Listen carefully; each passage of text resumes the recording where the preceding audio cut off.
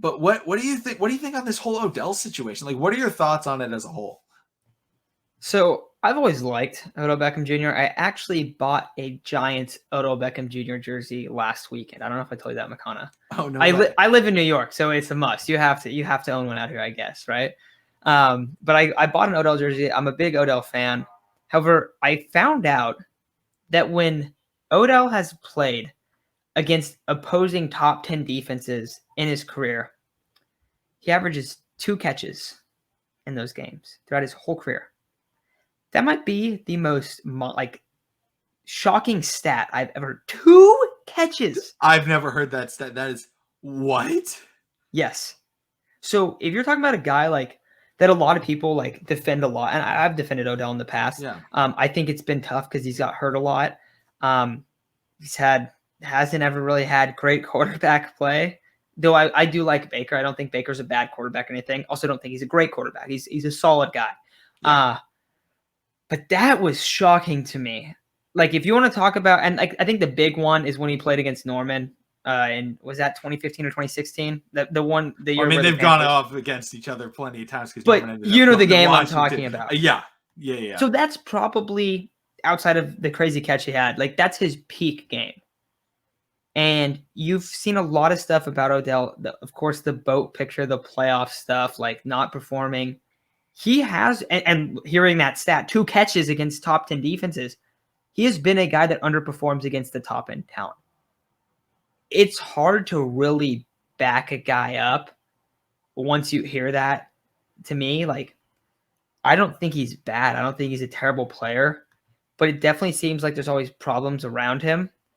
I don't think the Giants are looking back on moving him going, oh, really kicking ourselves for moving Odell. Like, I don't think they feel like that. No, they totally butchered the picks, but I don't think that they're like hurting about losing Odell.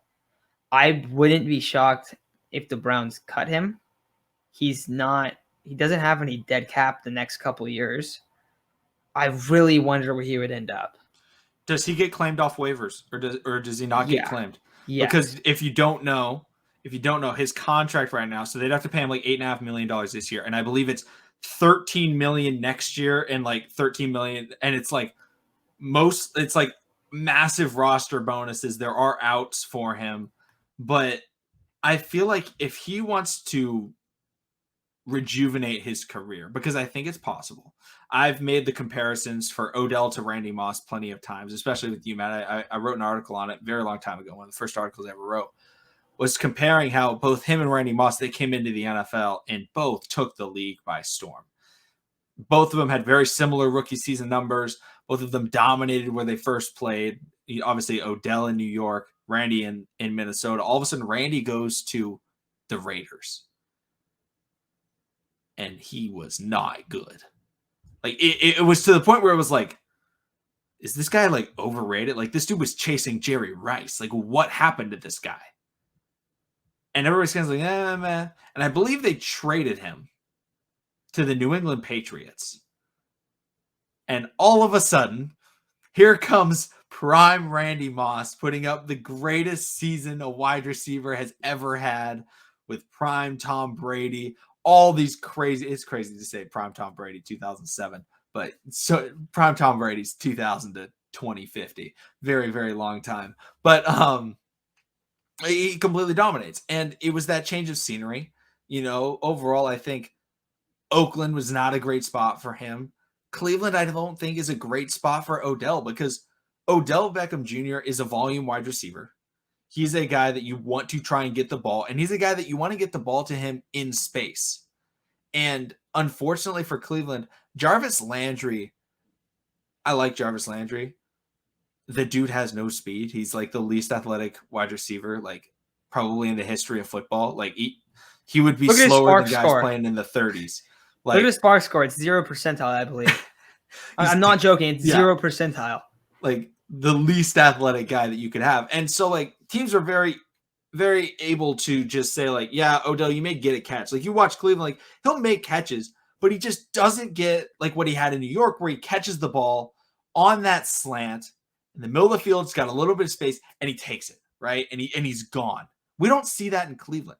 Get him to a team that can get the guys balls in space, which is very funny because we were just talking about Kyle Shanahan. We were just talking about the 49ers. And I don't know if you want Odell in San Francisco, but a team that I've thought of and thought like, oh, wow, he could really do some wonders there is a team like Green Bay running the Shanahan system where one, you wouldn't have to be wide receiver one, which if you're a cornerback two trying to cover Odell Beckham Jr., unless you're a really good cornerback two, it's going to be really tough. But then it's just Rodgers will make those throws and he can get you that ball in space. And the guys are catching the ball in space all the time. And that is where I think he makes his money because he's not the greatest route runner. He's a guy that can make a contested catch, and he's a guy that after the catch is deadly.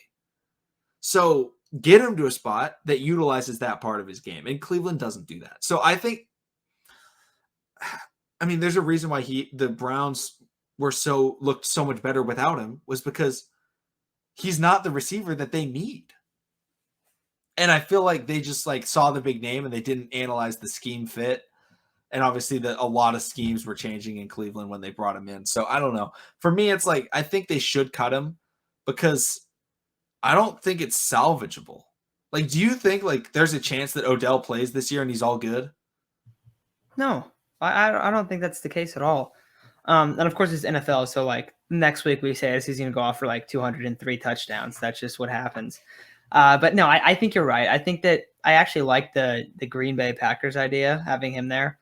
Also, you still have a deep threat in Randall Cobb.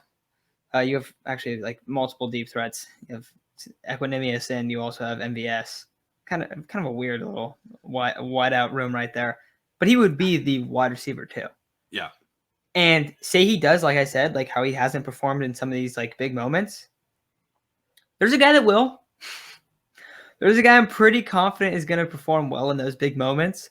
I really like that idea. I think that's a smart one. It seems like the Packers have never been like the team to go and get a guy like Odell or to go get Rodgers that help. Like that. I mean, that's a lot of the reason. This is the last year. The fallout. Yeah, they exactly. can get it. Yeah.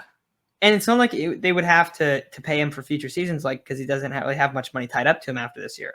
So I don't think it hurts the Browns. I don't know if they will cut him though. Like I don't think it's gonna happen. Yeah. But if they did, I do like the Packers as a spot.